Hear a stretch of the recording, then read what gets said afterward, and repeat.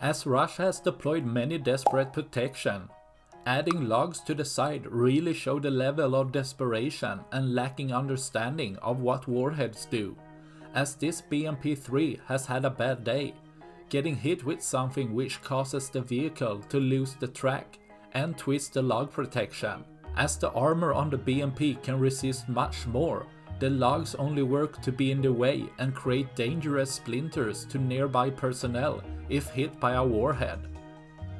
The added actual protection is so slim it won't make any difference, which can be noticed in the attack that immobilized the BMP and the drone targeting the BMP.